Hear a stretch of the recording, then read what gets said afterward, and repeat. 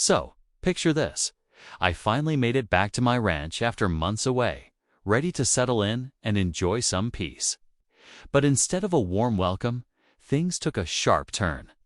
Almost immediately, the local HO, ailed by one particular Karen, decided to make my life difficult. She called the cops on me, claiming I was trespassing or causing trouble. Now, you might think this is just another annoying HOA story. But here's the twist time actually. The judge who ended up dissolving her entire HOA. Yeah, you heard that right. The very same group she thought had all the power. I had the final say to shut them down. This story isn't just about neighborhood drama or petty conflicts. It's about standing up when rules are abused, about power. And how sometimes the people in charge don't realize who's really holding the cards. Karen, with all her noise and calls to the authorities, didn't see this coming. The tension between us was already high, but what happened next took everything to a whole new level. I want to take you through what led to her calling the cops, the battles we fought over property rights, and the strange mix of frustration and satisfaction when I made the call that ended her HOA's control. But before that, there's a moment you need to hear when the police showed up, and Karen expected me to back down. Instead, the situation flipped in a way no one saw coming. So stay with me, because this isn't just some HOA feud. It's about justice, standing firm, and what happens when the system is used the right way. The real story begins now, and trust me, you won't want to miss what happens when Karen realizes the judge isn't just another neighbor. Before all the chaos unfolded, I want to give you some background on how things got so tangled in the first place. When I first bought the ranch, I thought it would be a quiet escape, just me, the land, and a little piece away from the noise of the city. But the reality was far from that. The HOA in this area had a reputation for being overly strict, controlling every little detail from fence heights to what kind of plants you could grow. For most people, it was just a headache, but for me, it was a fight over basic rights. Karen was the unofficial queen of this HOA. She always showed up at meetings with a clipboard, ready to enforce every rule and complain about anything she didn't like. At first, I tried to keep things civil, hoping to avoid trouble. But it quickly became clear she wasn't interested in compromise. Every little thing I did on my property seemed to annoy her. Whether it was fixing a broken gate or parking my truck, she found reasons to complain, and eventually, she took it too far. What many don't know is that this HOA was built on shaky ground legally. There were signs of mismanagement and overreach that went unnoticed for years. As a judge, I saw the bigger picture: how some HOAs quietly operate beyond their authority, causing stress and sometimes worse for people just trying to live their lives. So when I learned about the issues here, I began digging deeper. That's when things started to get interesting.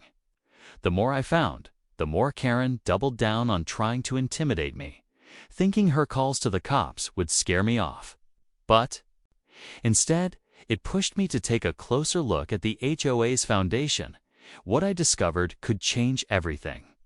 The question now is, how far will Karen go to hold on to her power, and what will I do when the truth comes out? As I dug deeper into the HOA's records and talked to other neighbors, a clearer picture started to emerge. This wasn't just about petty rules or one person's stubbornness. There were hidden layers of control, decisions made without transparency, and a few board members who seemed more interested in power than the community's well-being. Karen was at the center of it all, often pushing agendas that benefited a select few while ignoring the rest. Some neighbors were quietly fed up but too afraid to speak up, worried about retaliation or more trouble. Others had tried to challenge the HOA before but found the process confusing and exhausting. It became obvious that Karen's tactics, calling the cops, filing complaints, and using fear, were a way to silence opposition. She believed that if she could keep everyone intimidated, her influence would remain unchallenged. But from my side, the conflict wasn't just about property lines or rule books. It was personal. Every time I fixed something on my land or made a simple change, Karen's threats came faster and louder. One day, she even showed up unannounced, demanding to inspect my property for violations. The tension was thick, and it felt like every step I took was under a microscope at the same time. I started uncovering some surprising stories from other resident stories about how the HOA had overstepped, sometimes pushing neighbors out or blocking their plans without valid reasons. This added a whole new layer to the battle, turning it into a fight for fairness and respect in a place that was supposed to be a community. Meanwhile, Karen's grip on the HOA seemed to tighten. She was rallying support, framing herself as the protector of the neighborhood's standards. But behind closed doors, whispers of dissent grew louder. The stage was set for a showdown, but no one knew when or how it would explode. And as the cops showed up that day, I returned to my ranch. The real question was, who would come out on top in this clash of power and justice? The day the cops showed up at my ranch, everything felt like it was spiraling out of control. Karen wasn't just content with complaints anymore. She wanted to make an example out of me. I could see it in her eyes, the way she talked to the officers, twisting the story to make me seem like the problem. But I stayed calm, knowing this was more than just a simple dispute. It was a battle over who controlled the narrative and the future of the entire neighborhood. As the officers asked questions, neighbors began to gather nearby, their faces a mix of curiosity and concern. Some watched quietly, while others whispered about the tension that had been building for months. Karen was confident, almost smug, thinking the cops would side with her. But what she didn't realize was that I had already been working behind the scenes, preparing to challenge her and the HOA in ways she never expected. There was a storm brewing beneath the surface, calls to lawyers, secret meetings with residents, and evidence piling up that showed the HOA's mismanagement. Every conversation I had seemed to add fuel to the fire. People who had been silent started opening up, sharing their frustrations and fears. The HOA's image as a protective community was cracking, revealing cracks in leadership and fairness. Karen's hold was slipping, but she fought back hard, ramping up threats and accusations. It was clear she would do anything to keep control, no matter the cost. The police standoff was just the beginning, the spark that ignited something much bigger. And right in that moment, as I faced Karen and the officers, the tension felt so thick you could cut it with a knife. The question hanging in the air was whether this fight was going to end in calm or chaos. Everyone was waiting to see which side would break first and what the real consequences would be once the truth came out. Just when I thought this situation couldn't get any more intense, an unexpected twist flipped everything on its head. As the officers were finishing up their questions and Karen was preparing to claim victory, a new piece of information surfaced. A whistleblower from within the HOA board itself reached out to me quietly. This wasn't just some disgruntled neighbor. It was someone who had seen firsthand the inner workings of Karen's reign and was ready to expose secrets that could change the entire game. This insider revealed documents and recordings that showed Karen and a few board members had been bending the rules for their own benefit, manipulating funds, pushing through illegal restrictions, and even trying to pressure neighbors to sell their properties at below market prices. Suddenly, the story wasn't just about a dispute over property lines or noise complaints.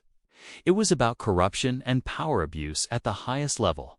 As I processed this new information, I realized that Karen's aggressive moves weren't just about control. They were part of a much bigger plan to keep the HOA's grip strong and silence anyone who got in the way.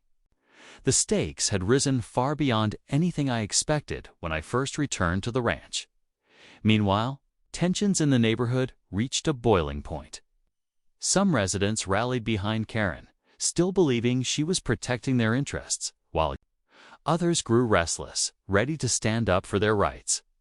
The cops, caught in the middle, seemed unsure how to proceed with this suddenly more complicated conflict, with evidence mounting and emotions running high.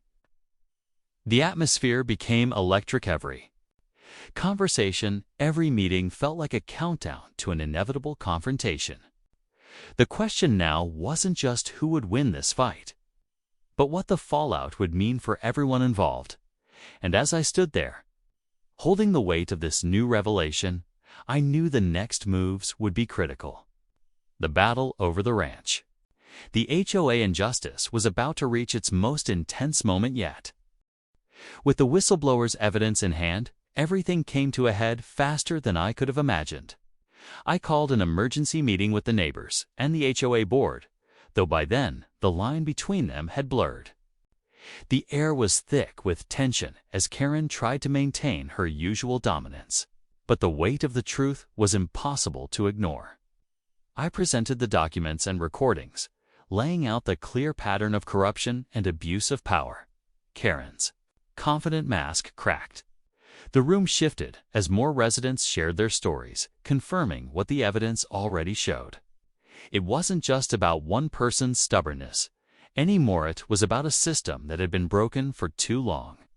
With that, I made the announcement that I had the authority to dissolve the HOA entirely, putting an end to Karen's reign and the control the board had held over the community. The impact was immediate. Some neighbors cheered quietly, others looked relieved, but Karen's face turned from anger to disbelief.